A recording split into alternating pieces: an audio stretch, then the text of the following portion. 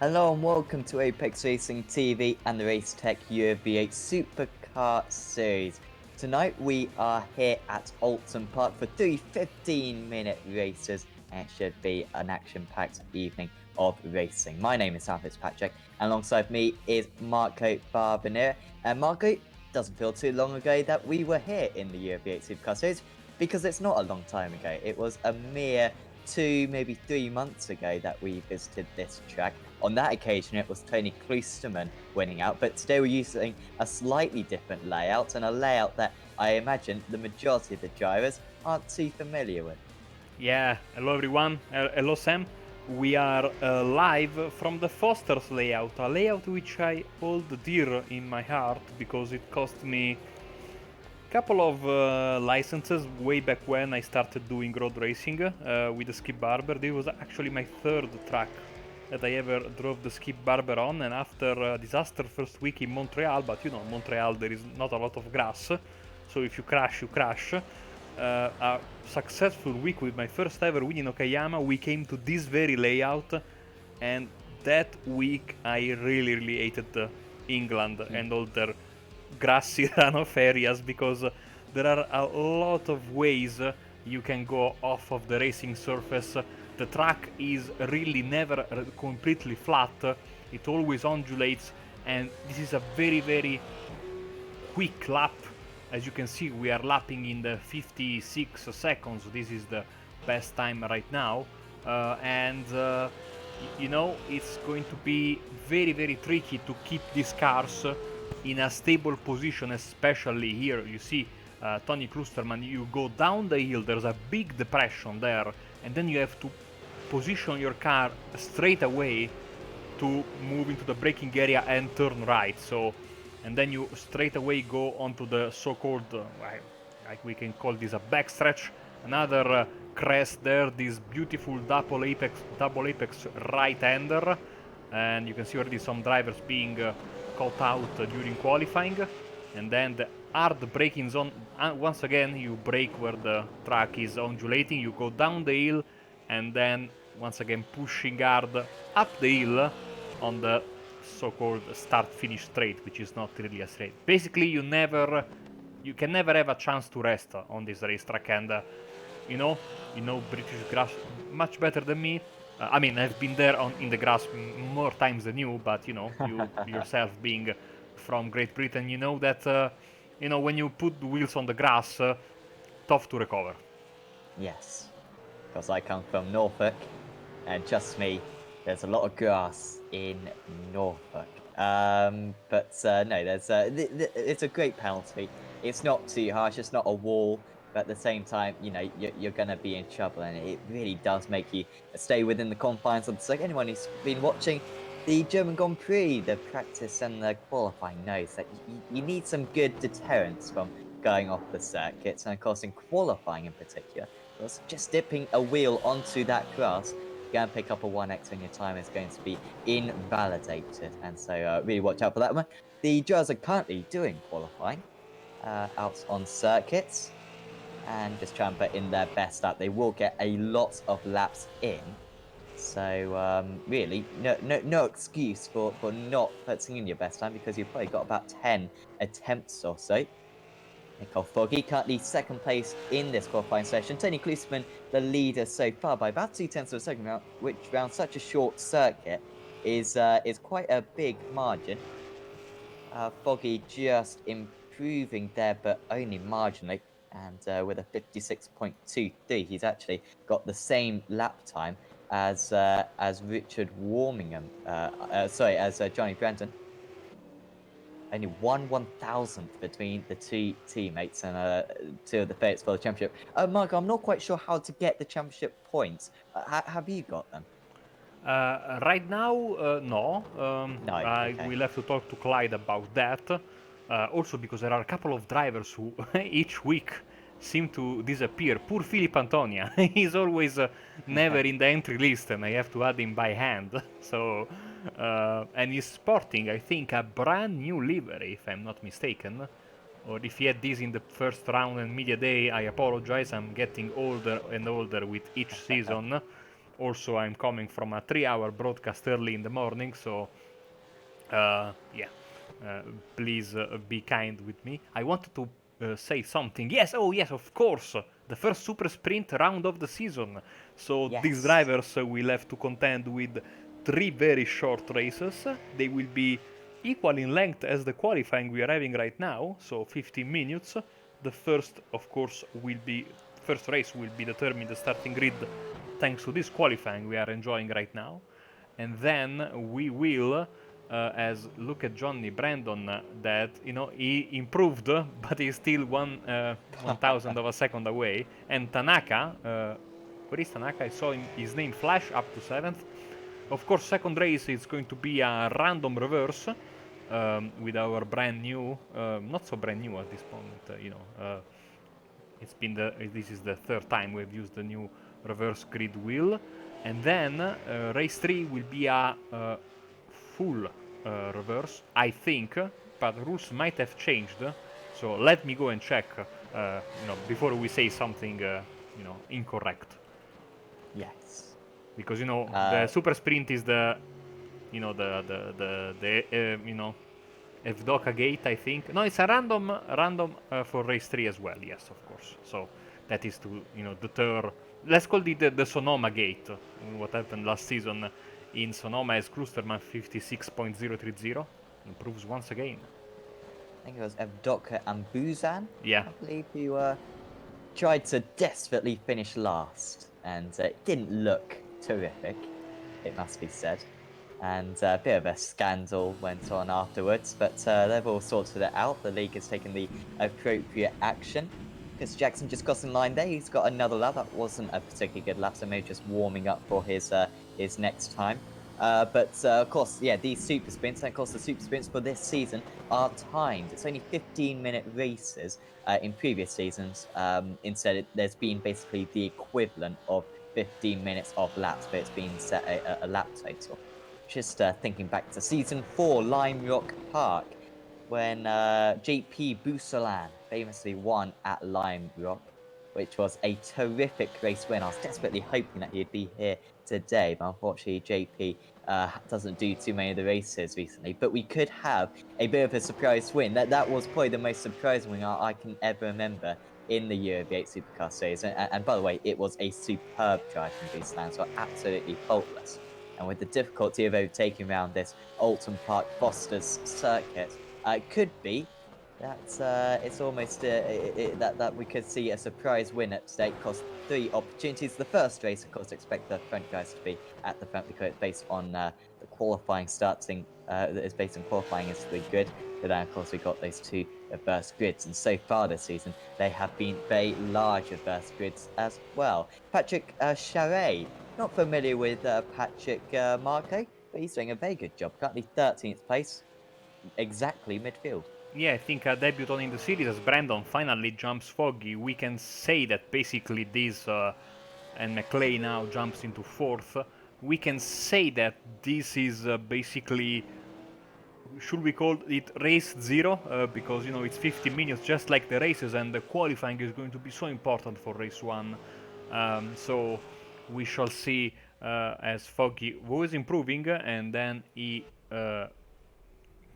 crashed, I think. As qualifying is winding down, I see Ashley Beard and Adam McNally, and this no, Ashley Beard is driving the Ford, and this Ford, also Adam McNally, but this Excite Energy Racing Ford is looking absolutely gorgeous. I think my new favorite livery of the field, absolutely fantastic.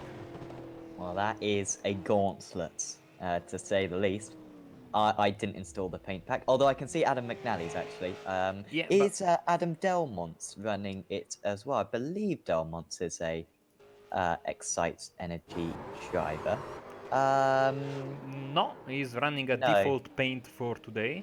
I prefer Ashley's livery compared to Adam's, because Ashley has a big ass Ford banner on the front and the rear of his car, which shouldn't be there. I might add, there should be the Racetech logo, the series decal. But this time I think he can get away with this because it looks absolutely, once again, beautiful. As qualifying is winding down, and seems like Tony Klusterman will be your pole sitter.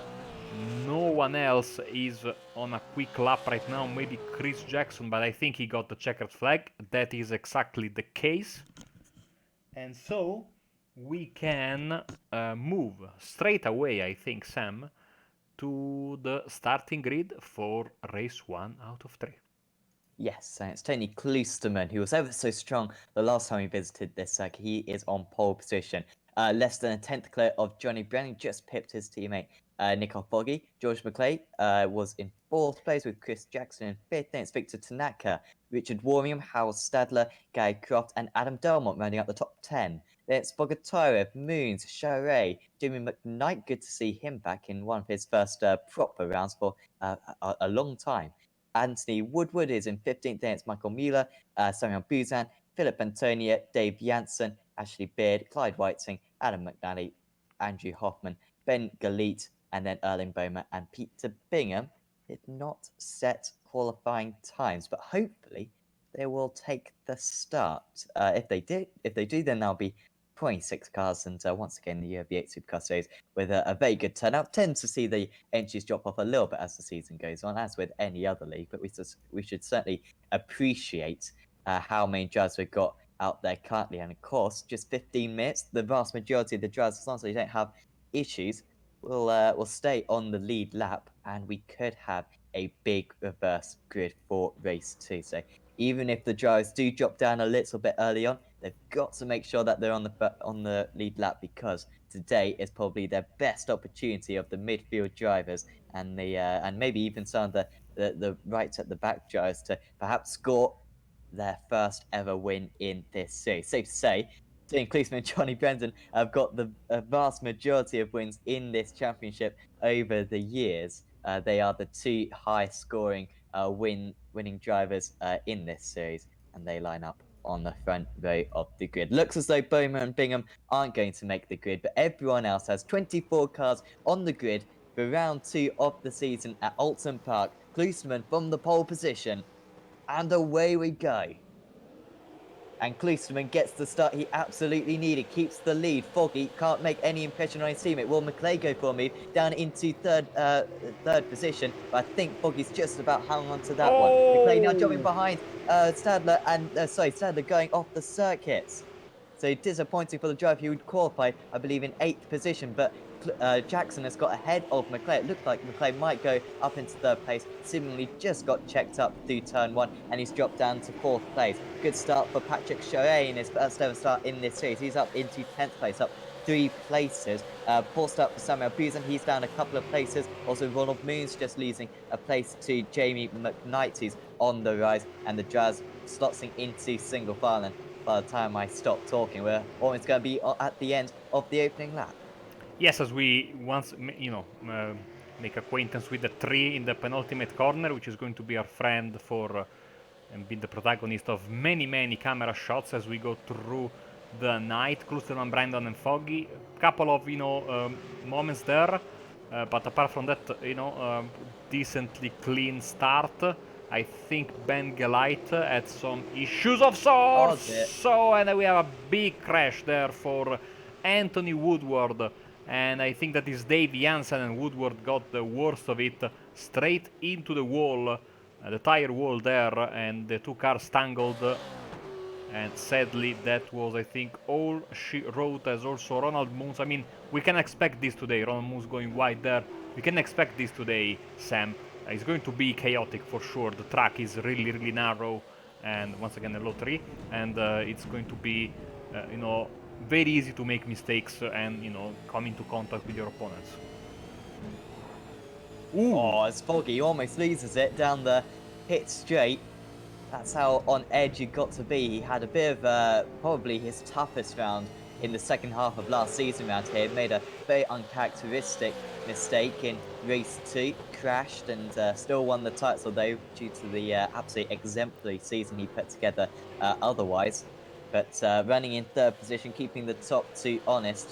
And these three are so experienced in this car and has got so much history, and it is an absolute pleasure to see them battle it out at the front of this field. Antonia's got past Mueller, that's for 13th position. Oh, Tanaka with an issue. And Tanaka's dropping down the order, and there he is. Can he get back going? I think no, he's towed back to the pits. Disappointing for Victor Tanaka, and that's going to be his chances of he's going to be starting right at the back of the field then for race 2. So ever so disappointing for Victor Tanaka, and really disappointing because he would have been one of the drivers who would be favourite for a race win after that race win at race 2 at Interlagos 2 weeks ago. So 3 laps completed. Policeman leading by half a second over Brandon. Foggy very close to his teammate. Is he going to even go for a move? But you can see it's so narrow down into that next corner. And of course, if you try to defend, you've pretty much got every single corner covered. These guys realise that it doesn't really matter where they finish in this first race. It's races 2 and 3 where they could potentially lose some points to one another. Mueller's very close to Antonia again. 1/10 of a second between the two of them. And I think we might even see a move here. On the last lap, Antonio managed to get the move, but this time it's Mueller coming back. Just behind is Adam McNally as well for Excite Energy Racing. But, well, Mueller's going to go down the inside again. That's a very bold move. Oh, no, they touch. And that's perhaps why. And now, going to get involved as well as McNally. Fortunately, Antonia spins off the circuit, doesn't collect anyone else. But, well, contact's there between him and Mueller. Yes, very, very unlucky as we move back to the front and we see that apparently looks like Tony Klusterman has been able to create just a little bit of gap between himself and his rivals, 8/10 of a second in front of Johnny Brandon. Let's see, usually there is some, like you were saying earlier, a bit of, gentleman agreement between Brandon and Foggy. They don't go too hard on each other, especially in the early portion of the race, and so right now they're looking good. Also, Foggy is really putting on a show, 15 minutes of race, so you can afford a little bit to light up your tires going sideways, and it's so difficult to keep these cars in straight because of the way the cars are and the way the track is. And as lap 6 is already starting, and we have Patrick Charest and Nikolai Bogatarev side by side on the front stretch. Charest is having an awesome run of it at the moment, and he's just got past Nikolai Bogatarev there. Bogatarev will try to respond.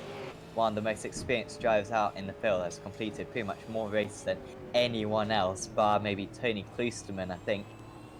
And Bogatarev trying to get the comeback, but Charest up 4 places now from his starting place, and he's actually 2nd place out of the AM drivers as well. And sorry, no, he's not part of the class, apologies. But if he is an AM driver, then he'd be 3rd place behind Gary Croft and Adam Delmont, so very impressive. Sorry, he's not an AM driver, apologies for that. Of course, you have the pro and the club drivers, and to be a club driver you would have had to competed over 50% of the races last season and not to finish in the top 5 in any of them. I believe that's just the definition, and so he does not qualify for that. But Jackson actually closing up to these guys now, Marco, and is he a bit of a wild card? Perhaps he could help out his teammate, perhaps, although to be fair, I don't think Klusterman needs any help out in the lead at the moment. Yeah, and I think also we are getting into lap traffic. That should be Anthony Woodward, also teammate to our race leader, so I think he should be easy picking. There we go. Here come the 2 XVR guys now. Short track, so this will be a problem. The traffic. We don't usually have this kind of issues because even by these league standards, this is a very, very short track. We usually have the triple headers, super sprints rounds in small racetrack, as I think Charest has got some issues and he went wide in the penultimate corner. Bogatarev went past. Here comes Jamie McKnight to make the move. The one-time race winner, Jamie McKnight at Belle Isle. We're visiting Belle Isle later on in the season, but that's not stopping McKnight straight away gets in lead on Charest, and he's now at 4th place after a bit of a disappointing qualifying. And if we get a small reverse grid, then he is going to be one of the absolute favourites, no doubts about it. because his race car can be super good. Of course, one of the challenges to Johnny Brandon in season 5 of this series, really pushed him hard for the entire first half of the campaign. So really struggling now over. So I wonder if he picked up a little bit of damage after that off.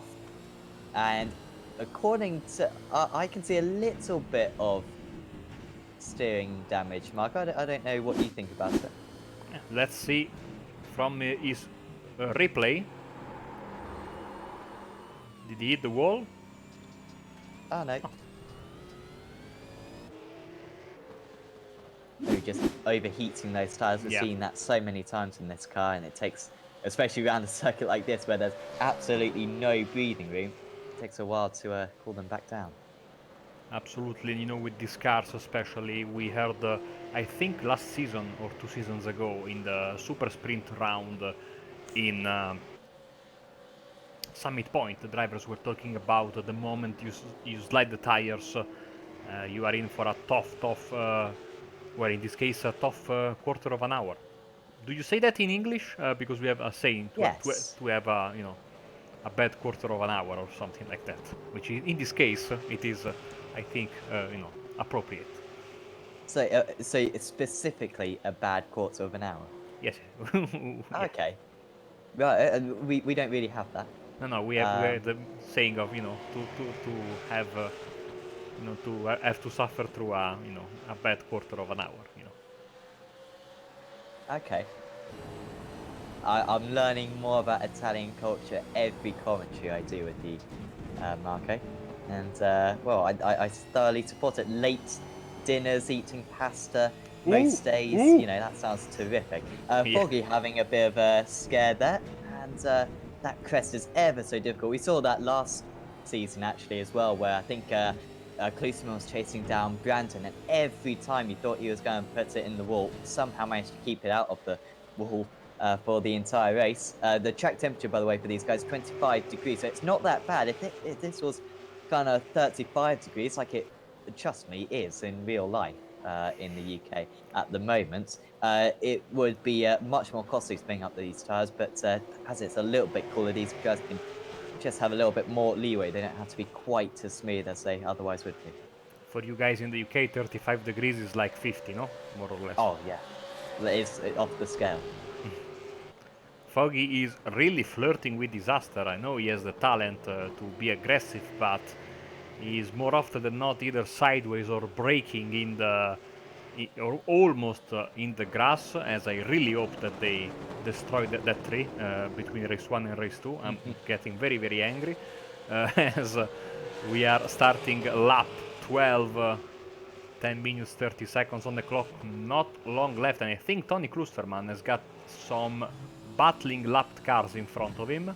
We cannot see them because the road is actually you know, going down there, so we still keep our eyes on this fight, and Jackson is really close, like you were saying earlier, and almost 5 seconds then between Jackson and George McClay, which can be considered sort of like the best of the rest today, as Klusterman seems to be holding on to the lead, but let's keep an eye on Jackson, because I think he is in a, there's a car stop there, and that was Bengalite.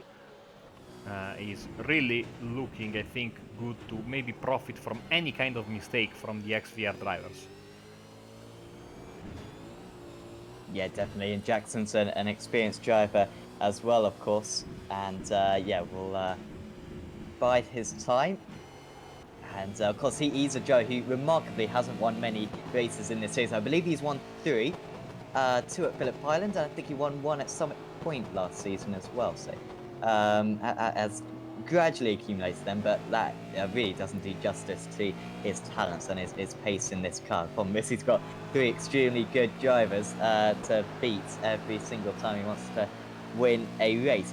Not too many overtakes elsewhere on the field. That's kind of why we're paying quite so much attention to the top 3. There's a few, yeah, there's kind of one close battle out there, but this is really where the tension is, at least, and where it really does matter at the front of the field. Brandon again locking up those inside tyres. And there's no doubt that Foggy is the faster driver. But of course, a former World GT champion, and in that season in particular, you've got to accumulate the points, just racking those consistent finishes, and that's what he's going to try to do today. This was, so yeah, so McKnight's still trying to hold. So Chirade's got some pace back, by the way. After that slide, he's picked up his pace. So he's putting some pressure on Jamie McKnight currently. We've also got Mueller coming under pressure from McNally. That one's been going on for a while. And also Stadler and Beard as well catching up a little bit. So it might be worth keeping an eye on Hal Stadler to see how his progress is going after that spin right at the start of the race. But still Foggy 2/10 of a second behind. Brandon gets past the lap traffic, and Foggy really didn't have an opportunity to go to the inside on that occasion. We've now lapped all the way up to Dave Janssen. It's looking like everyone's going to be, the only other driver who's going to be lapped is Clyde Whiting. So at the moment, it looks as though Andrew Hoffman's going to be the last driver eligible for the reverse grid because he's a long way ahead of these guys. Yes, exactly. And as per usual, only the drivers on the lead lap are eligible for the reverse grid spots. Brandon is going, he's exiting very, very slowly from this particular section of the racetrack, but then the straight is not long enough for Foggy to, or maybe Foggy doesn't want to push. And as I say that, look at how much Brandon is, wiggling, trying to wrestling with his car. Foggy is so close. If this wasn't teammates, I think Foggy would have gone for the move. Is he going for the move now? No, he's not. And also they have Clyde Whiting in their brand new Vulcan Sim Racing livery in front of them. White flag in the air. Yeah, only just. We nearly got an extra, an extra 2 laps from this point, but it'll just be the one. Not sure he will be happy about that one. Probably Johnny Brandon. He'd quite like to beat his team. They're probably chatting to one another on Discord and or whatever voice app they use. No, he's still holding on. Well, it's Johnny Brandon, and second place would be a decent result. Tony Klusman, I don't believe, has won a race so far this season. Can't remember where we were. It was, well, Interlagos, of course, was the first race of the season. Apologies. So, yes. we had Foggy winning race 1, I believe, and then it was Tanaka winning race 2. But it's going to be Tony Klusman who rounds the final corner here at Oulton Park, and just as he did last season, he's going to take race 1 victory, and that was very comfortably done. Johnny Brandon just about holds back his teammate Nicole Foggy, quarter of a second between the two of them. Stadler making his way up through the field. He's already got past Beard. And next up will be McNally and Mueller. Can he get McNally? These guys could be right at the front of the field at the start of race 2 when the reverse grid applies. Just about gets it stopped does McNally. Here comes Stadler round the outside. Is he going to have the run to the line? Who can get the traction down? Stadler with a wiggle, and across the line they go. Hal Stadler couldn't make it stick. The Atomic Motorsports driver finishes in 14th place, which is not a bad effort after a woeful first corner for him. Roloff Means finishes in 17th place, and Andrew Hoffman crucially finishes in 18th place on the lead lap. He will be the last eligible driver for the reverse grid. And after we saw at Sebring and also at Interlagos, we do tend to get big reverse grids with this new wheel design for this season. So he could be in a very good position, could the 016 car. So, all the drivers have now crossed the line, and we can go through the results. And Tony Klusman wins his first race of the season. That's 3 different winners now in the first 3 races so far this season. Johnny Brandon was in second place, just about holding off Nicole Foggy in third. Chris Jackson got past George McClay right at the start of the race. McClay a little bit absent from that one, but no doubt he'll be a threat later on in the evening. Richard Warmingham finished in sixth place with Gary Croft in seventh. There's Adam Delmont, Nikolai Bogatire, Patrick Charret, Jamie McKnight. So actually, Charret managed to get back past McKnight. Charret absolutely lightning quick out there. Michael Mueller was in 12th. There's Adam McNally, Hal Stadler, Ashley Beard, Samuel Buzan, Ronald Means, and Andrew Hoffman, the last driver on the lead lap. Then it was Clyde Whiting, Dave Janssen, Anthony Woodward, 1 lap down, and then Ben Galit, Philip Antonia, Peter Bingham, Victor Tanaka, all were retirees. Erling Boehmer did not take the start. And Marco, we have the first reverse grid wheel of the evening. Yes, and it should be on your screen right now, hopefully. Wait a second, because we have a big black screen, which is certainly not ideal. So wait just a second. You know, this new reverse grid wheel is a little bit, I think too much, even for us. Even for Yes. A bit the temperamental. yeah, even for the hamsters running in my computer. Okay, here we go. So let's roll it. Oh, it's not spinning.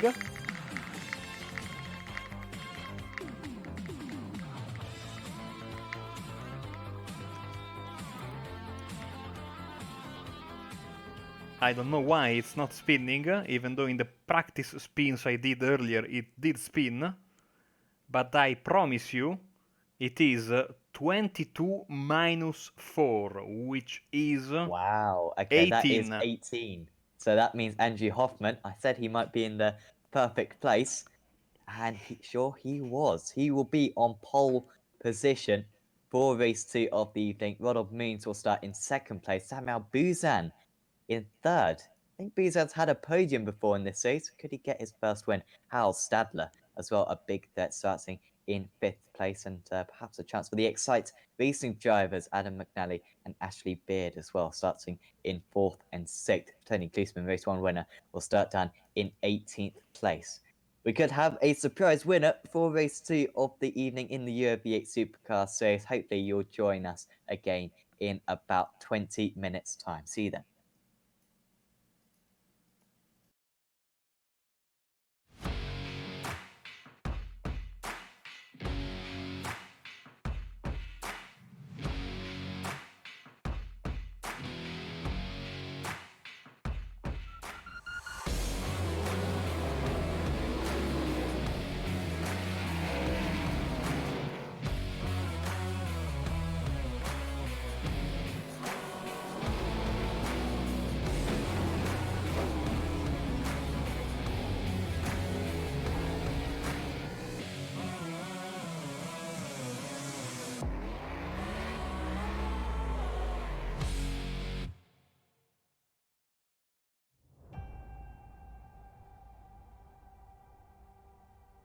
Growing up as a kid in Oklahoma, where I'm from, the Chili Bowl is the biggest race that we have.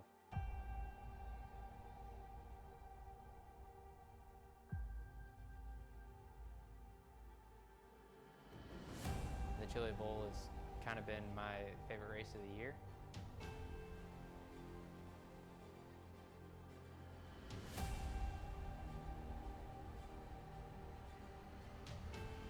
Growing up a dirt racer in Oklahoma, that's kind of the holy grail.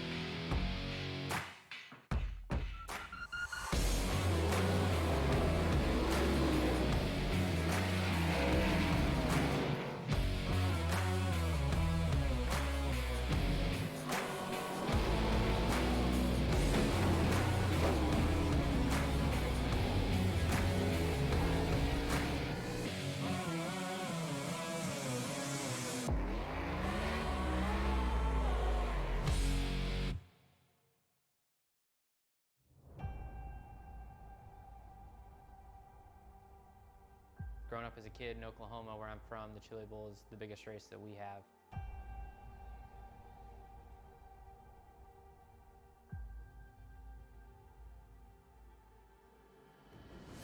The Chili Bowl has kind of been my favorite race of the year.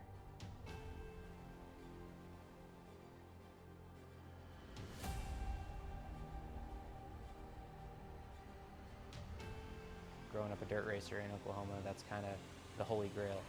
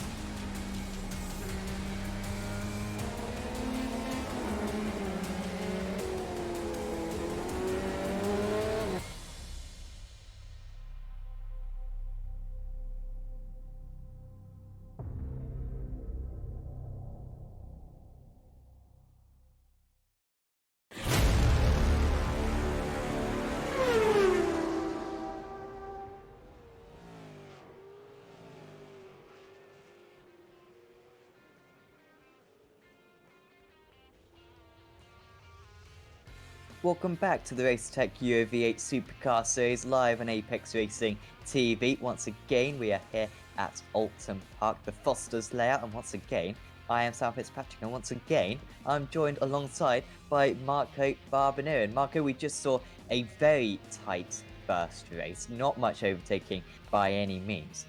But in this second race, we've had a big reverse grid, and something's got to give. Are we going to see a surprise winner?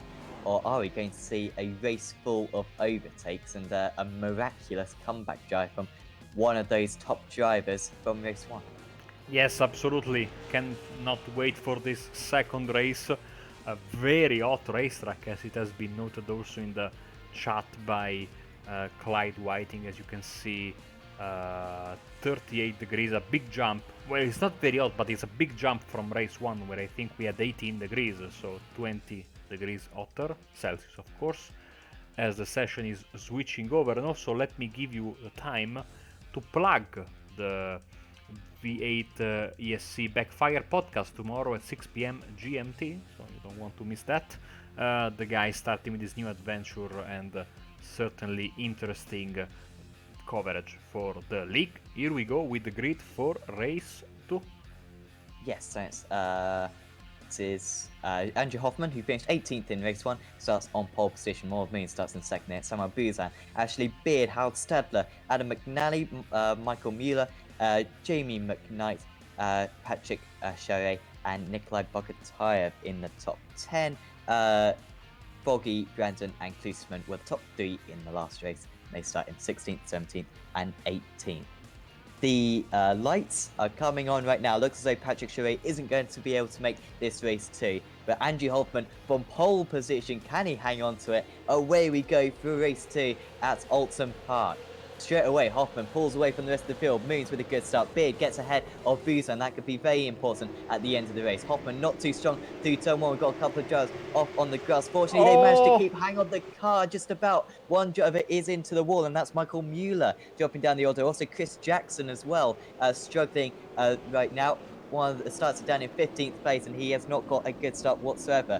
Bogotayev is up 3 places, Croft up 3 places, Klusman's up 6 places to 12th position. He's already got past Foggy and Brandon. A miraculous start there from the Never Quit Racing driver, and he's still got a chance maybe at winning this race. But out in the lead, it's Hoffman leading the way. Can Moons get the overtake done straight away? I think he's got to if he's going to be able to fend off the front runners making their way through the order. Yes, dramatic start for a couple of those drivers, as looks like we have a crash for Tony Klusterman and George McClay, as they are both in the runoff area. Massive damage to Tony's car, as we will show you a replay as soon as we can. Here we go.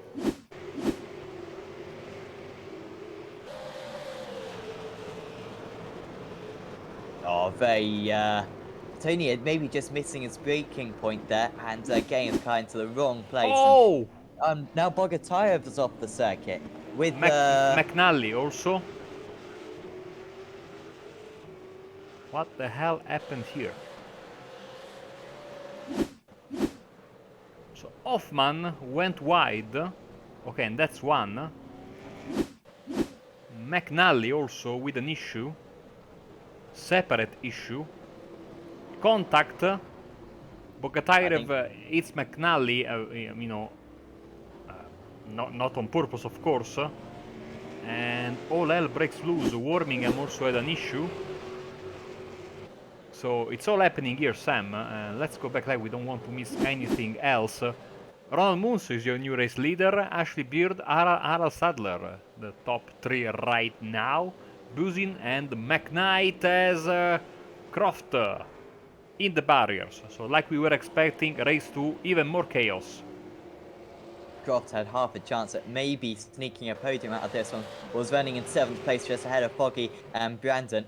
And the road has really opened up for the XVR drivers there.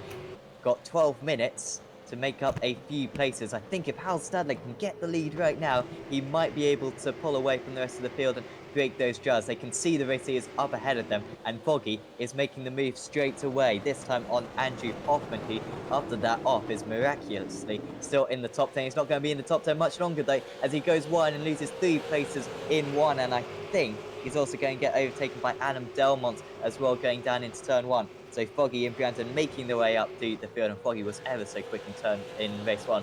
Couldn't show it, but in this race 2, he's certainly exhibiting it, as Delmont does get that move stuck on Hoffman in the end. So the pole sitter dropping down the order. Still Moonsley leading the way, Beard in 2nd place, Stadler in 3rd. And Stadler, who's been knocking on the door for a race win for a while, finished 5th, I believe, in the standings last season, so often is best of the rest. And this is an awesome opportunity. He's got to get the moves done on circuit. This is a great test of his mettle as he goes to the inside. Is there any room down there? There just wasn't against Beard, who put his car in the perfect place. Wasn't quite a V8 supercar's width on the inside of the circuit, and no chance for Stadler. But once again, Stadler with a better exit. He seems to be more confident in the traction zones. Is he more confident in the braking zones? He had half a thought of it, trying to just lure Ashley Beard there, but remains in 3rd place, and they lose a little bit of time to the race leader as well. Issues for Dave Jansen very quickly. Show you the replay. Contact with Andrew Hoffman hard into the barrier for the Belgian driver. Back live. Not a good day for Janssen then, after crashing race 1. Has McKnight just been overtaken by Foggy and Brandon? I believe he has. Yes, you are correct. Would have thought McKnight might put up a little bit more of a fight, of course, a former race winner in this series. Victor Tanaka is next up. McKnight very deep on the brakes, and Tanaka makes that one with ease. Tanaka up 17 places. Remember, he started pretty much dead last in this race after a crash in race 1, and he's done remarkably well to keep on the tail of the XBI drivers.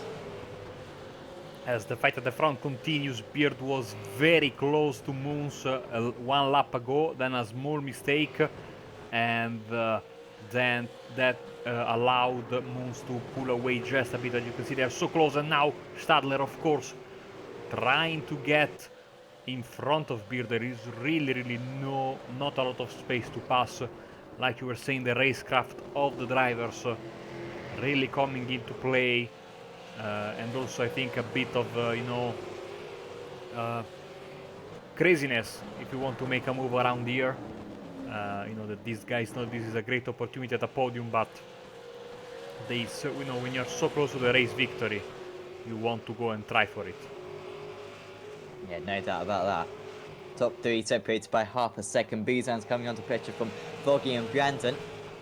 Brandon, Foggy, is he going to get held up through this part of the lap? He might be able to get it done straight away. Is Beaton going to put up any resistance? No, he isn't. And that was very important potentially. Brandon sweeps around the outside as well. And now there's nothing splitting, or no cars between the top 3 and the XVR driver. Somehow Klosterman is still going. He's got half his car missing, but he's still going to recover some decent points is Klosterman, and it's going to start in a decent place for race 3 as well. Not only that, he just set the fastest lap of the race in this previous lap. Oh, Ashley Beard!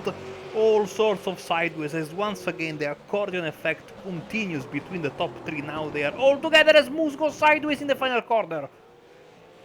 Here we go, change of the lead once again. Ashley Beard leads, and now Stadler's going to get past Moons as well. He was completely faultless for the first 7 laps on the most part, but just at the end of that, he makes a mistake, and now crucially Beard leads this race. Can he pull away from the rest of the field? Can him and Stadler pull away from the rest of the field?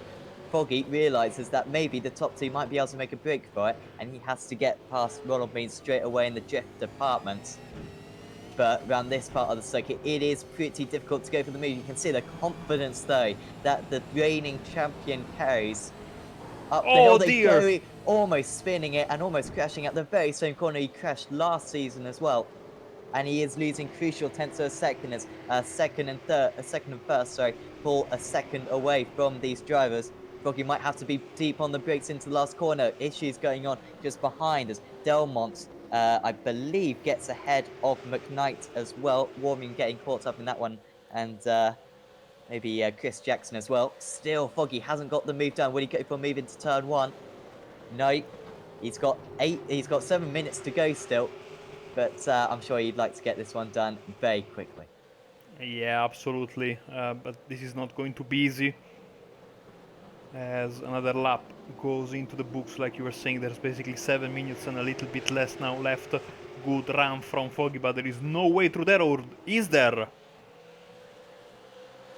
Means did well to keep it round the outside, but he's going to come out second best here. And Branton, as he always does, just goes through with his teammates. And now we've got an XVR 3-4. They've got 1.5 seconds to catch up to the top 2.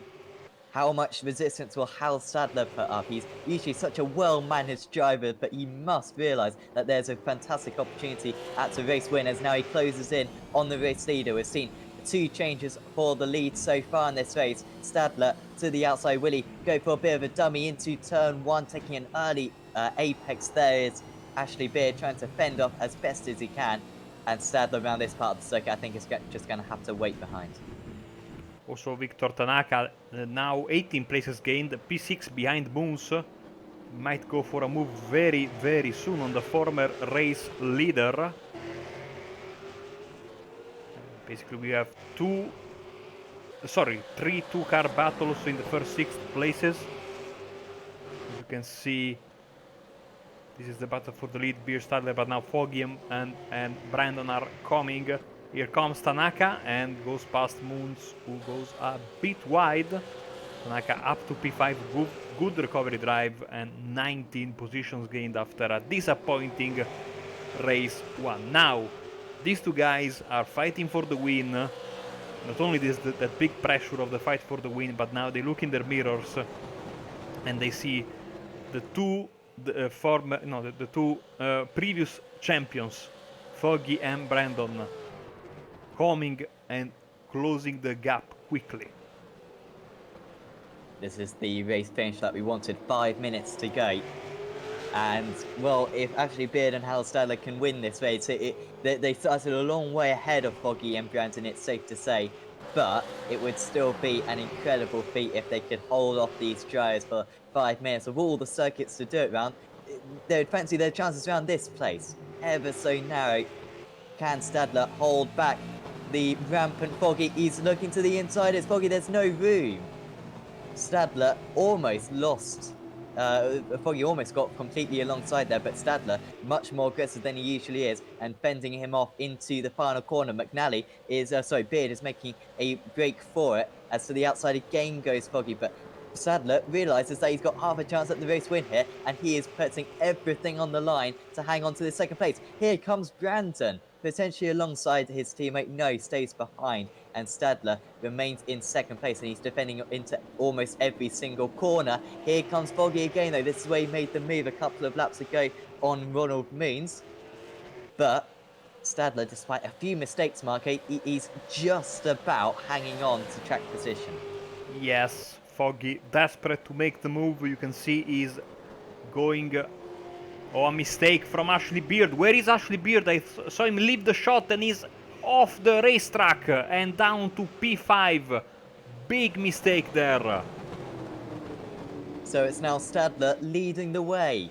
The third different race leader, and I think we might just see a fourth as Foggy closes in again.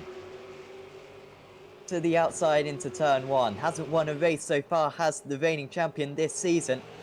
And he's alongside his rival, and he's got the run as well. Is there anything that Stadler can do? He's going to be on the outside for this next corner. If he can just hang around the outside, he's going to have the inside for the next one. He's off the circuit. Will he keep his nose down the inside of Nicole Foggy? Foggy gets it done. And that was an immense move there from the reigning champion. And he takes the lead here at Oulton Park on lap 13 of the race. We have 3 minutes to go. And now it will be Brandon next to get past the Austrian.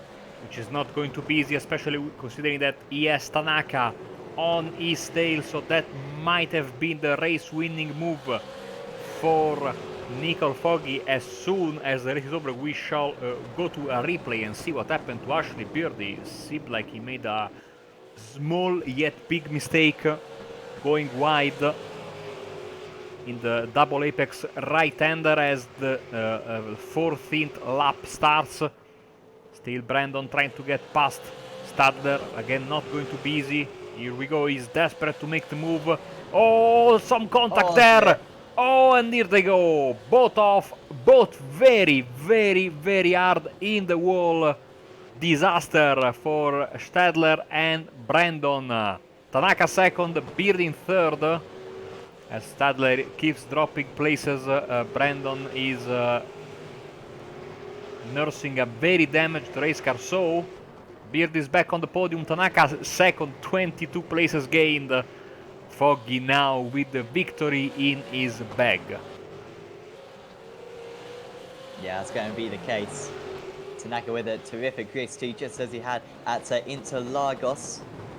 And Johnny Brandon there dropping down. No doubt that Foggy will be leading the points after this race, but could be one of the big favourites, of course, for race 3 with that lowly finishing result of this race. He could potentially be quite high up for race 3.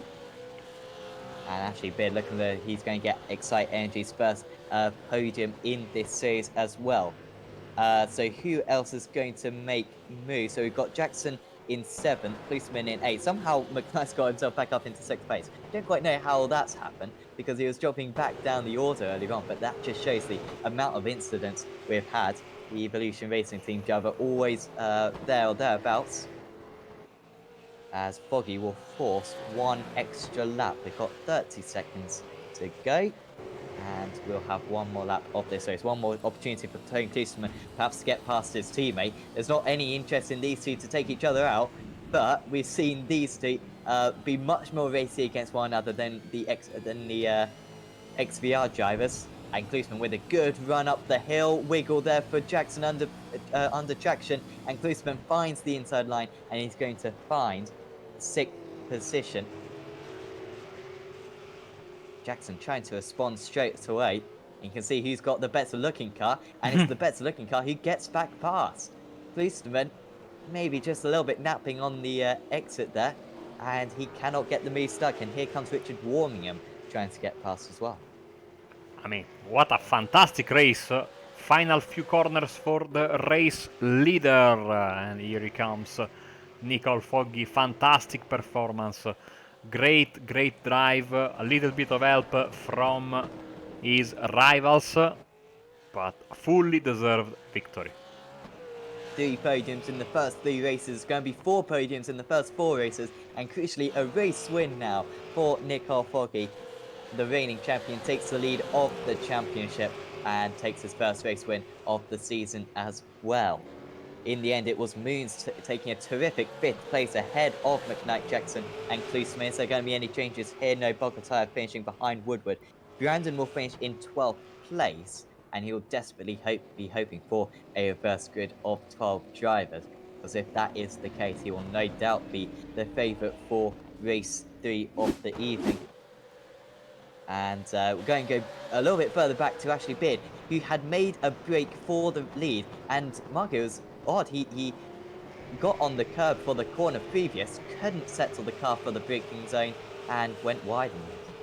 Yeah, that was a very, very strange mistake, but maybe he was feeling the pressure, and now Brandon going past Stadler, contact on the inside, the both then tangle hard into the wall, and those are some big crucial points dropped in. I know it's early in the season, but the points they in the end they all count.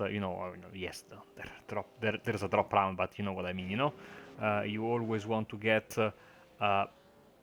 the best result possible. Adam Delmont getting fourth and looking very happy. He's drifting or trying to drift, and certainly a very good result for Excite with third and fourth. And speaking of results, in just a second we shall give you the official race results for race 2. Yes, and it's Nicole Foggy winning out 2.5 seconds ahead of Victor Tanaka. Foggy up 15 places. Tanaka up 22.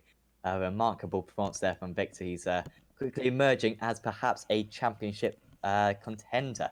Ashley Beard takes his first podium in this series, but it could have been so much more. Perhaps a race win could have been his if he hadn't have made a mistake with a couple of laps remaining. Adam Delmont finished in 4th place, a good result for him, and a good result for Ronald Moons in 5th. Jamie McKnight finished in 6th place, Chris Jackson in 7th, Tony Kloosterman, but well, perhaps there was an opportunity at a race win for him as well. He was ahead of Nicole Foggy at one point in the race, but a mistake at the end of the first lap really cost him, still recovers to a decent 8th place. Richard Warmingham finished in 9th, then Samuel Buzan, George McClay, Johnny Brandon, Clyde Whiting, Anthony Woodward, Nikolai Bogotayev, Guy Croft, Adam McNally, Harold Stadler, Andrew Hoffman, Michael Mueller was the last driver on the lead lap and the last driver eligible for the reverse grid. Janssen, Galit, and Antonia were the retirees. Unfortunately, Charest, despite joining the session, I believe, did not take the start. Hopefully, we'll see him back for race 3. And it's time to find out, Marco, what the starting order for race 3 will be as we spin the wheel. Yes, and this time it should really move, And yeah, let's see what the reverse grid will be. We have 20 cars eligible, so let's roll it.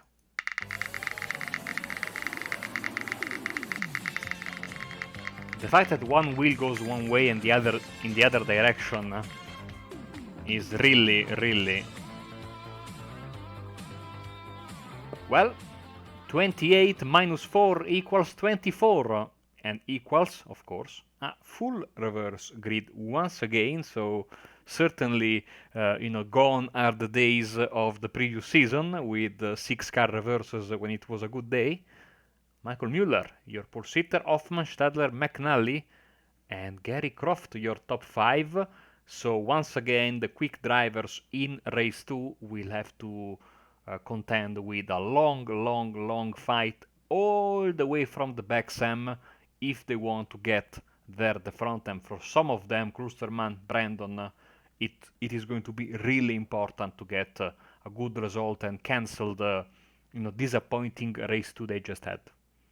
Yeah, and perhaps an opportunity once again for Harold Stadler to take his first win this series. He starts in 3rd position. Mueller will be on pole. Hoffman, who started on pole for race 2, he will start in 2nd place. Sadler in 3rd. Adam McNally will start in 4th place. And maybe even Gary Croft and Nikolai Bogotayev and Anthony Woodward and Clyde Whiting as well. All very experienced drivers in this series.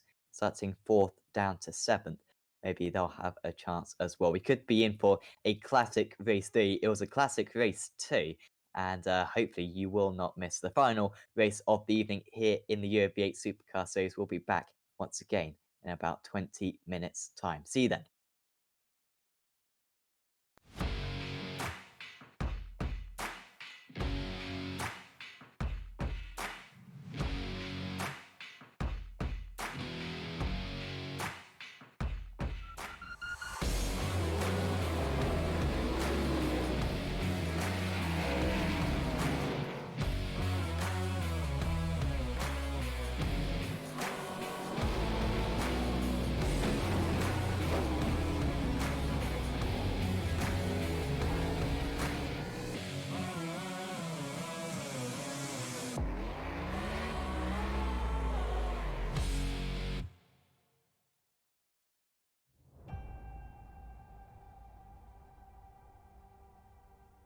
up as a kid in Oklahoma, where I'm from, the Chili Bowl is the biggest race that we have.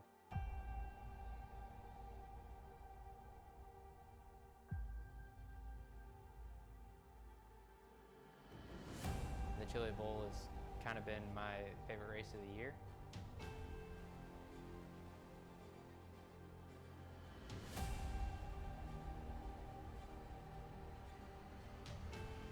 Growing up a dirt racer in Oklahoma, that's kind of the holy grail.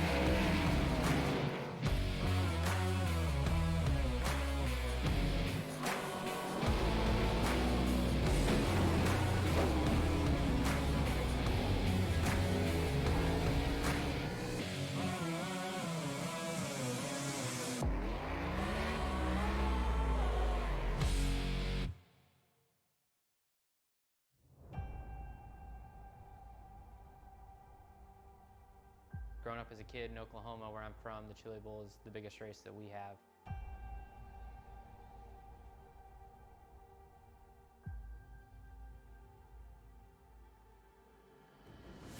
The Chili Bowl has kind of been my favorite race of the year.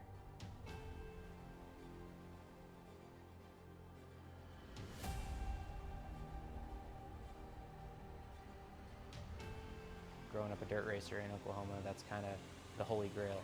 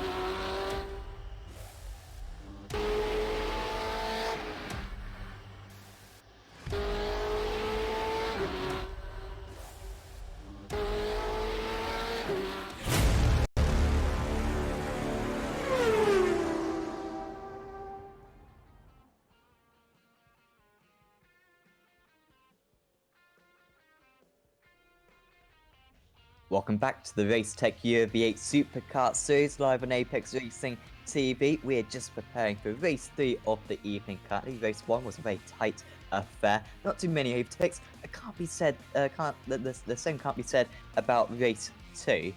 Plenty of incidents, plenty of overtakes, and in the end it was Nick Foggy ending up on top. We are just gridding up for this race 3 of the evening.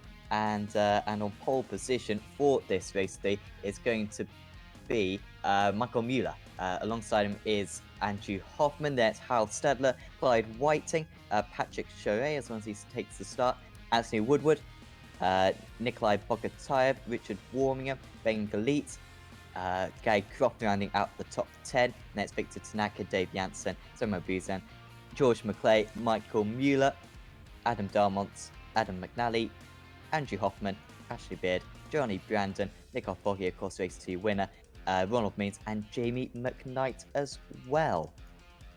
Pretty much all the drivers are on the grid now, and we are about to get underway here for race 3 of the evening. Mueller from the pole.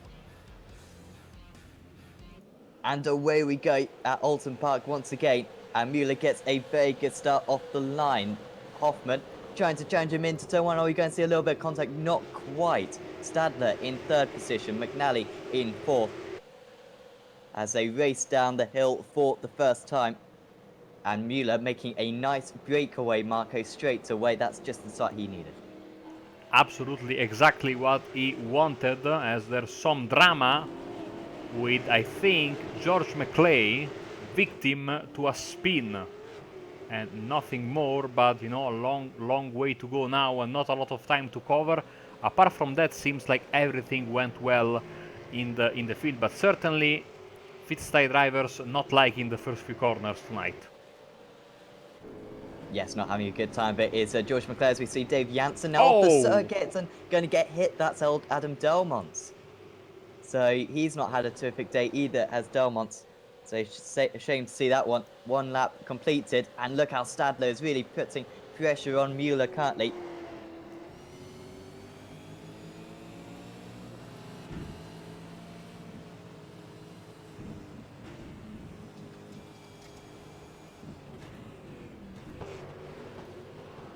So yeah, it's Mueller leading from Stadler. McNally in 3rd position. Apologies for the for when I went through the grid. I think I was talking absolute mumbo jumbo when I was going through the grid. As almost into the wall, and into the wall now is Adam McNally. Ever so disappointing. It was looking as though Excite Racing might get the 2nd podium. Now Hoffman's made contact as well, and going through is Johnny Brandon up into 3rd position all of a sudden. And big damage for McNally. I think he's grabbing. That was a big hit to the wall. That damn tree. Still there after 3 races. This is disappointing. As back at the front, Michael Mueller has been really put under pressure from Harald Stadler. And really, Stadler looking like a possible race winner, but Johnny Brandon is already up to 3rd place. You know, of course, being quote-unquote helped by a disappointing race 2. Here comes McKnight on Whiting. Whiting going through the daisies on the left side of the track and losing a couple of spots because Warmingham as well makes the jump on the series supreme leader. yes, and yeah, Whiting down into 11th place then. Oh, that is a very damaged number 1 car. Oh, and Foggy! Wow. Well, he was coming close to a crash like that in race 1, but once again he hangs on to it, probably losing a bit of rear downforce. You'd expect, seeing that there's pretty much nothing on the rear of that V8 Supercar as it stands. Hoffman then is down into 15th place, starting on the front row of the grid, but that feels like a long time ago now. Mueller still leading the way. And Stadler, well, you think he could have won race 2, he could have won race 3 maybe as well if he just been a little bit quicker with the overtakes, but it is so difficult to overtake around this circuit. A lot of if, buts and maybes. This is how Foggy got the damage then. And I think he was actually the one who tapped around Adam Delmont. I think so. Well, you know, I Oh, Andrew Hoffman with a big moment. And actually dropping several positions. This is already happened, so apologies. Okay, this is the right replay. You know, I cut away from the previous replay and I apologize. I didn't realize that that was the moment that caused the crash at the very beginning of the race. So Hoffman has lost quite a number, 17 places. In the meantime, Tony Klusterman is up to 5th behind I would like to call him the Thierry Boutsen of the Euro V8 series, because Bogatairev is so Oh, here we steady. go, side by side for the race lead, and Stadler, well, he was side by side. I thought he was going to get ahead, but he just backed out of it. Sorry, Michael, for interrupting. No, don't worry. You're right, because Müller made a mistake there. And here comes Johnny Brandon on the inside of Arash Stadler, using a lot of the track and even the grass on the inside, getting away with it, no slowdown. Johnny Brandon with a decisive move up to 2nd place, and these two drivers, I think, came into contact earlier, so that was a very professional move by both of them. And now Brandon has Michael Müller in his sights. Let's see very quickly. Michael Müller, 1 lap ago. This is a replay, I swear, even though it's the exact same moment that we are right now. Incredible timing. You see, it went wide, and that in the end cost the position not to himself but to Stadler. But here comes Brandon to get the trying to get into the lead, as Adam McNally has jumped back to the pits. Stadler is in the gravel. No. Great save. I mean, I thought he was 90 degrees to the circuit there, no. but I thought he was heading for the barriers, like. Yes. Klisterman closing in then. And that's why Brandon wants to get this one done straight away. Here he goes round the outside. This is where Froggy got passed on in race 2, which turned out to be the race deciding move. And here comes Brandon. He's going to do pretty much the exact same thing. Down the hill they go. Müller, is he going to make contact? Brandon almost goes off the circuit. Can he get stopped for this next corner? Yes, he can. And Johnny Brandon, the season 5 champion, is into the lead now. And it looks as though he's going to take his 2nd race win of the season, his 1st of the evening. Got past Müller, but credit to Michael Müller there, Marco. He did not want to give that one up. No, that was a very nice fight. It was brief, but it was very intense, and once again some contact, but of course it has to be expected. It went past very cleanly. Chris Jackson is past Bogatairev. That's a good move. And sorry, Chris Jackson went past Woodward and trying to get past Bogatairev, as in front of them Tony Klusterman up to 4th place, and inching closer and closer to Harald Stadler's car in front of him. Not sure if there was contact there between those two. Would have been netcode if there was, but Stadler almost spinning the car around. Klusterman straight away backing out of it, indicating that maybe there was a little bit of contact. Boggy almost getting past McKnight. Just great to see Jamie McKnight back out onto the circuit. Races in the V8 Scots, I think the 2nd split of that series. That is one of the most competitive series, undoubtedly, in all of iRacing. As here we go. Stadler defending from Klusterman. And, well, Tony, you've got to get the inside into that corner, as Johnny Brandon proved earlier on. Jackson's just got past Bogatairev as well, and now another Never Quit Racing driver, Ashley Woodward, might be able to get past Bogatairev as well. Well, apparently McKnight is saying that he's not at his best tonight, because he's just come back from a trip to Italy and the United Arab Emirates. So Nice. We can understand him, as Michael Müller goes a bit wide, loses a bit of speed. Brandon pulls away. So he came back yesterday from this trip and didn't have a lot of time to practice. And of course, when you come back from Italy, you are always a bit heavier, if you know what I mean. The food is always a great temptation you cannot resist usually.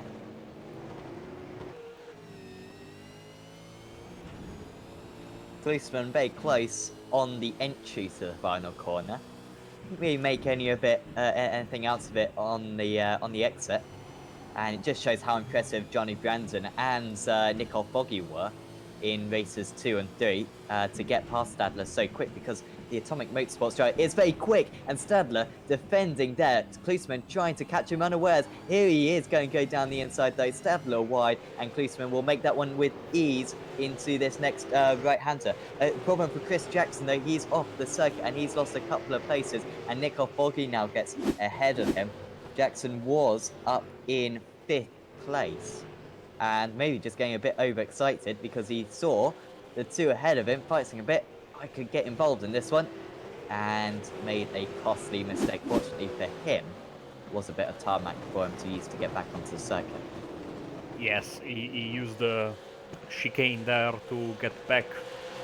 One of the chicanes that you can use in the international layout of the track. Bogatairev under pressure from the NQR Ford drivers Woodward and Croft. Croft is missing his bonnet, but apparently he is looking good with his performance. Let's see where we have other drivers. Gelite, McNally, and Janssen and Charette are all 4 of them out of the race as we speak. Klusterman is up to 3rd, but the biggest mover so far is Nicole Foggy, despite the damage. Looking good in 8th place and hungry for more.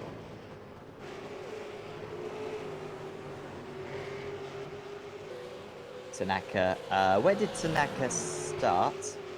I believe he started in 17th or even 19th place. Here he is going to get past Richard Warmingham. Mueller versus Klusterman, very close. There we are. This would be a decent day for Tony Klusterman if he could get a faster 2nd and, what, a 7th? Don't think he'd lose too many points to Johnny Brandon. He had a poor result earlier on, and also Nicole Foggy, who's struggling to make too much progress at the moment, down in 8th place. And so Klusterman wouldn't lose too many points, although at the same time, across of all the races, this is probably his strongest circuit in comparison to others, and so you would have been hoping to maybe take a few extra points away compared to his rivals. Almost contact there between the two drivers, and Klusterman almost losing it on the dipper. Guy Croft has got an issue seemingly. He's dropping down the order, but whilst one Never Quit Racing driver makes a mistake, the other takes advantage of a mistake. Klusterman up into 2nd position, just about misses the pit wall, and Michael Mueller drops down into 3rd place. Could still be a podium for him if he can keep Hal Stadler behind him. Here we go, Gary Croft, NQR Ford driver, making a mistake here. Oh, he also went into the wall, so bad news for him. George McClay is trying to make a comeback. He's up to P13 right now. Closing in on Clyde Whiting, Jimmy McKnight and Tanaka. Oh, Warmingham with a massive wreck. And that was a huge deceleration. Likely. Oh, and oh, wow, that's a pile up. And is anyone else going to get involved? The drivers are doing a good job at, well, they're not braking completely, but they are just about slowing enough down. That was Mueller, who was running up in 3rd position. Is that Tony Cluse? No, that's Chris Jackson, I think. 265 got involved. That was Woodward also, I think, involved in that mess. Okay. Deep breath and try to sort everything that happened. So first we have... First we have, I think, this. Nikolai Bogatairev. You see in the bottom of the... Oh, wow, so Mueller had already lost it. Yeah, Mueller had already lost it, so let's... Okay, here we go. So he loses the car. Bogatairev clips him, nowhere to go, and then all hell breaks loose behind them. And I'm trying to see also Richard Warmingham's crash.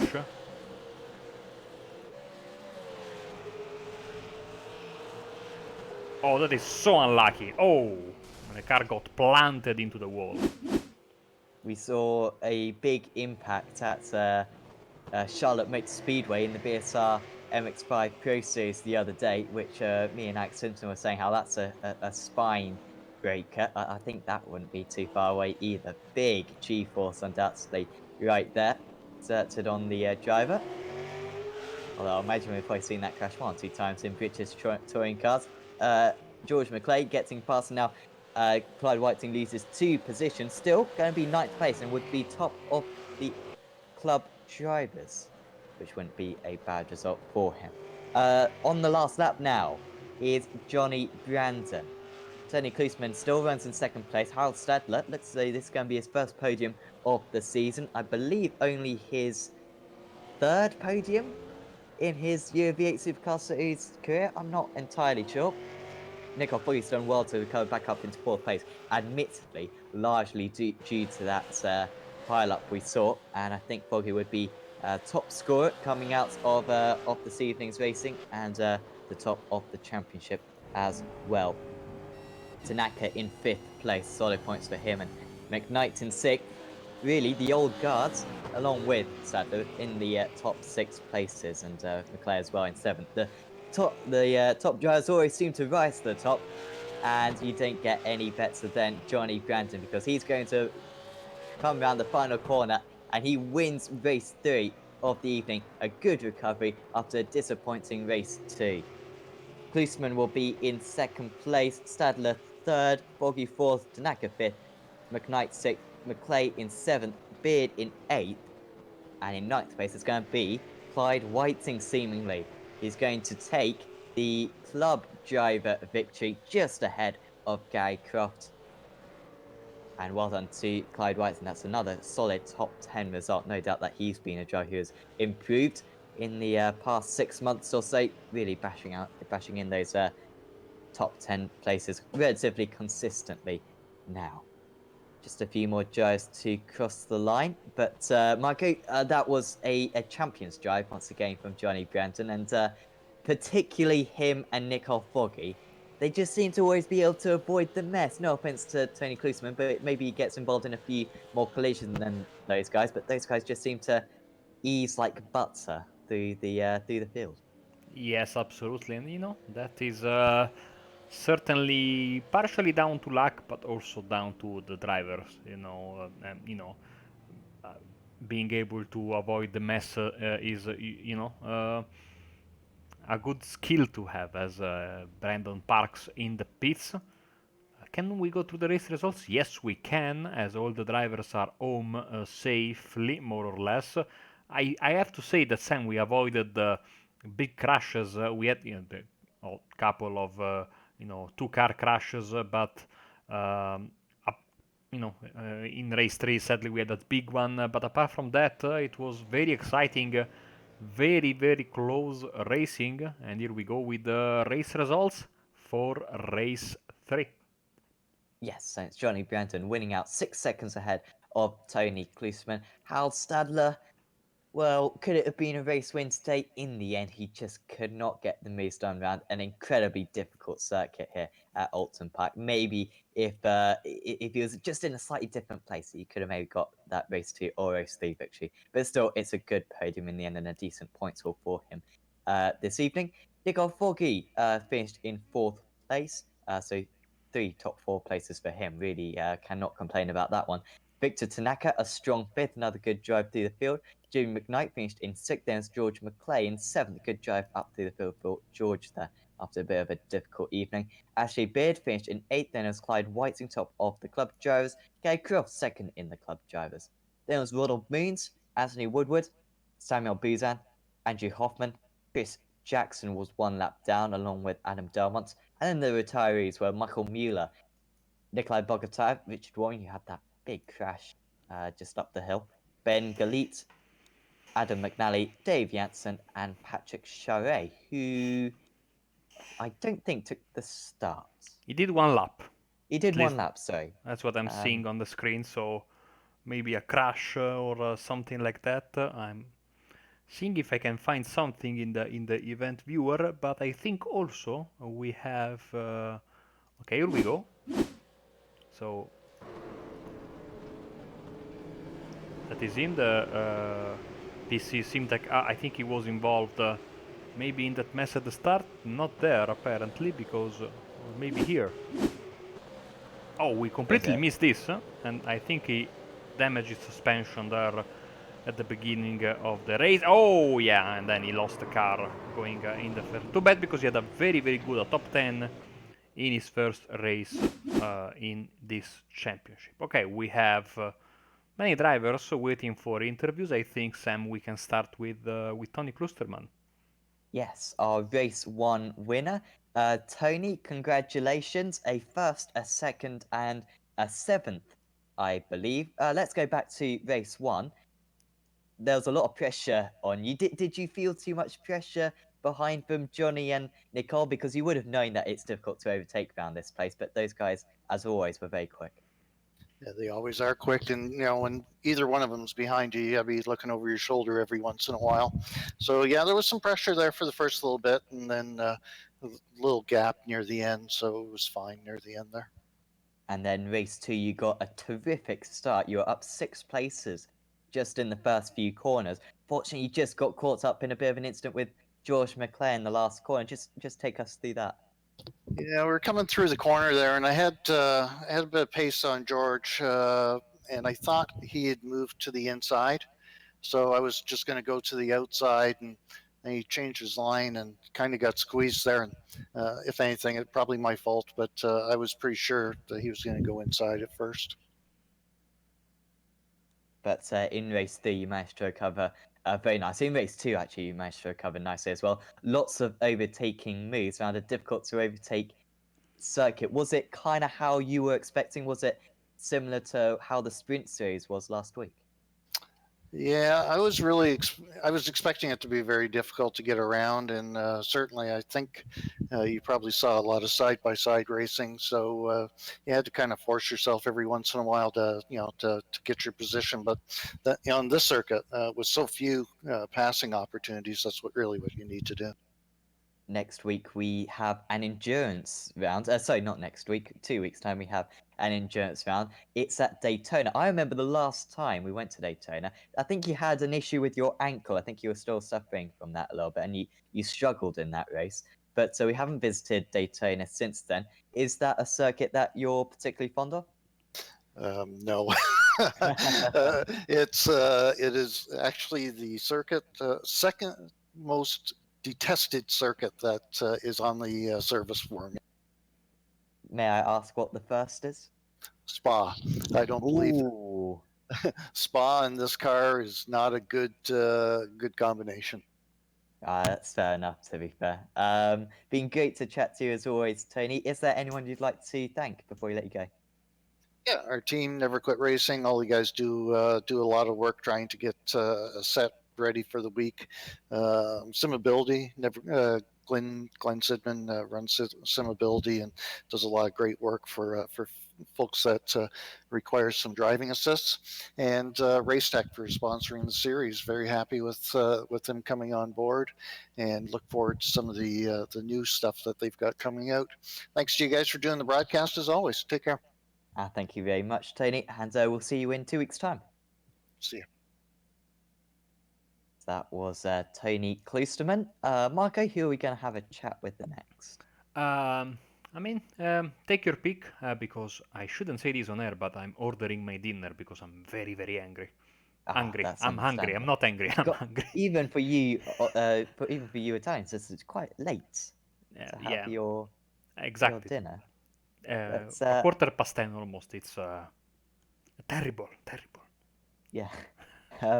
So we'll have a chat with Victor Tanaka, another Never Quit Racing driver, and Victor, that evening kind of got significantly better after race 1.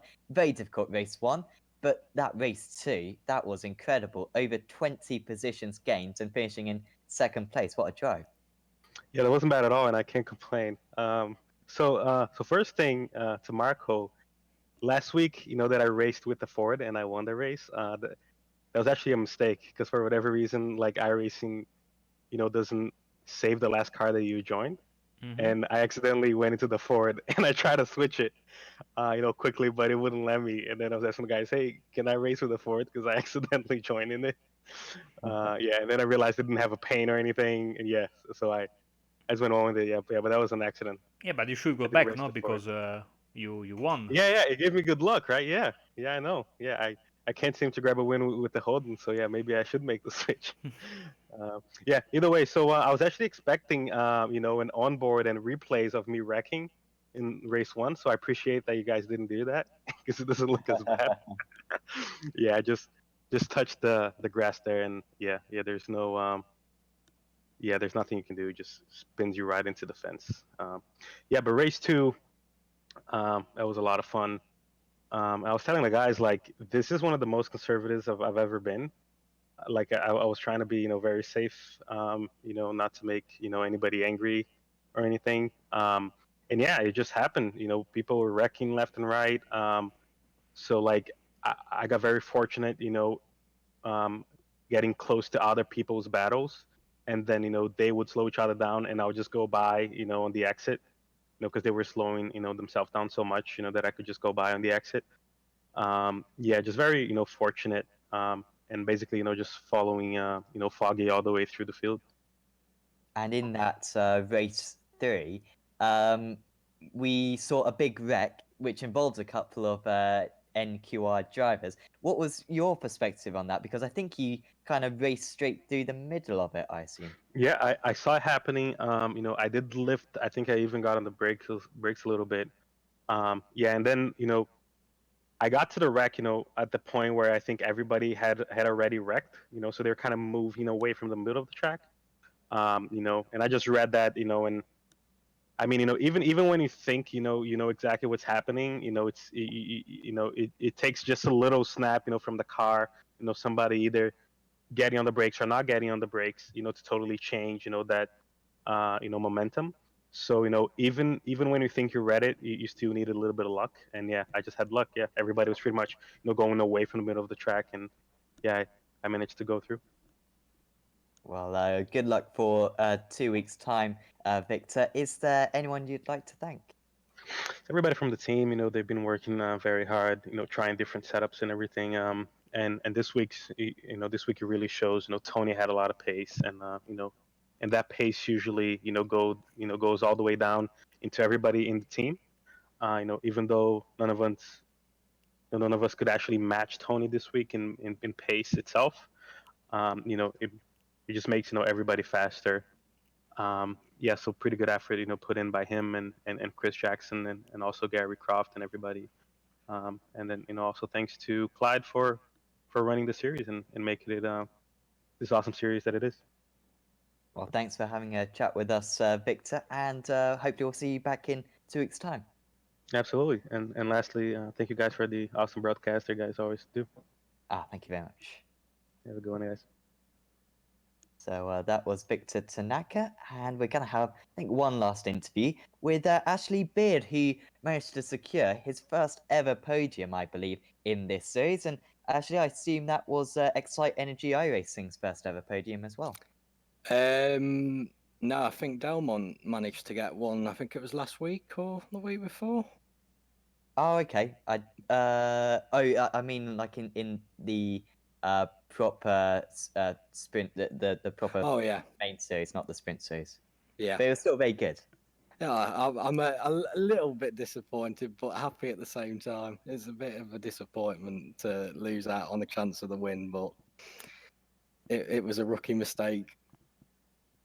Yeah, just it seems like you just clipped the curb a little bit. I don't want to remind you too much of it, to be honest, but I imagine it's quite sore still. But just it seemed like you just clipped the curb a little bit on the corner beforehand. And it just upset your braking, did it?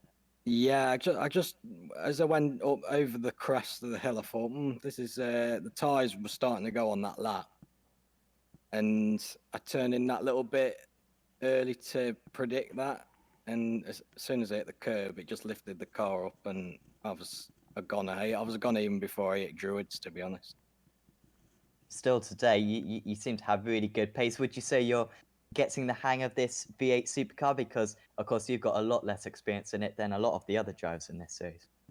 Yes, it's a different learning curve altogether because, like you say, being used to cars like Mazdas and stuff like that, the braking's there just like that. But with this V8, you've got to be so subtle with the brakes because there's a fine line of overdriving it or not driving it quick enough. So it's adapting to your slides and all that and trying to preserve the tyres. In 2 weeks' time, we head to Daytona, which will be, I believe, your first ever endurance race in this series. Do you think the endurance format will suit your style, or do you think you prefer these sprint races instead? I think, like you say, a bit of change is good. I mean, the sprint races have given me a bit of a taster of what I'm going to expect, say, like from the tyres and stuff like that. So I've enjoyed the sprints tonight, but like you say, the endurance will be another challenge to come across, I think. Absolutely. It's been great to chat with you, Ashley. Is there anyone you'd like to thank before we let you go? Well, I'd like to thank XR Energy, Adam McNally, Adam Delmont, the whole team. It's just a great team to be a part of. And hopefully we can get some more results like we have tonight. Yeah, we certainly wish you the best of luck in all the series that you do. Been great to chat to you, Ashley, and we'll see you in 2 weeks' time. Thank you very much.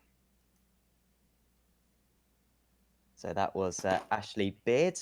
He finished third place in race 2 and also had a couple of other good results as well. So that rounds off the interviews, I think, for this evening. And Marco, today, I must confess, I was really hoping for a surprise winner. I thought, this would be the day where the JP Busalan record of 3 seasons ago now, he was the last big shock winner of a race in this series. I was hoping that finally we'd break that ducks.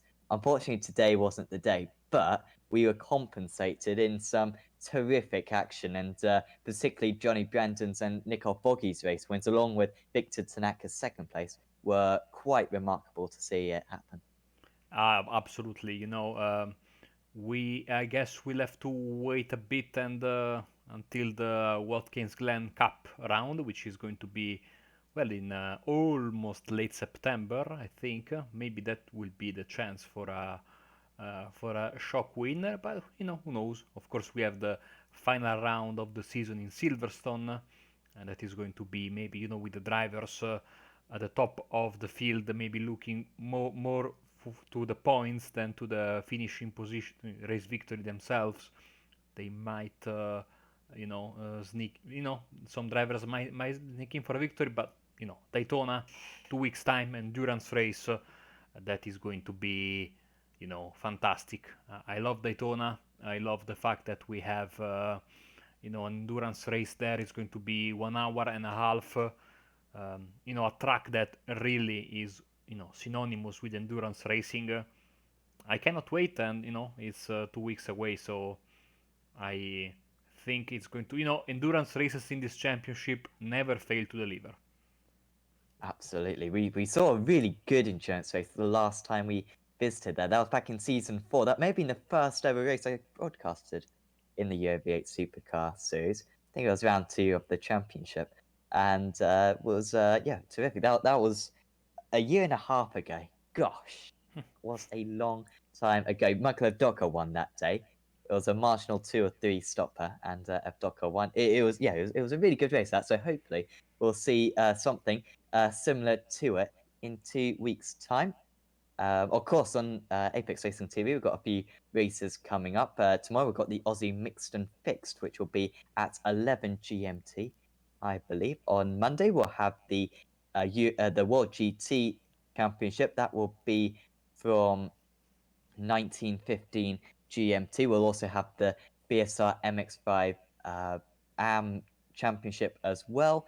On Tuesday, we'll have the MX5 Pro Series as well, and also the Blancpain Sprint Series. And on Wednesday, we don't really have anything, to be honest, at the moment. But on Thursday, we won't have BSR TC, I think, either. Oh, disappointing. But well, there'll be plenty of other action. Of course, next week also we have the iSync Le Mans series as well on Friday evenings, and of course in 2 weeks' time we'll be back with the Racetech Euro V8 Supercar series from Daytona for a 90-minute endurance race. Hopefully you'll join us back then, and we do certainly appreciate you tuning in for this race. And if you haven't already, leave a like on the video, give us a subscribe, and also check out our Facebook and Twitch pages as well. But for now, from me and from Marco, we're going to say goodbye, and we'll see you next time.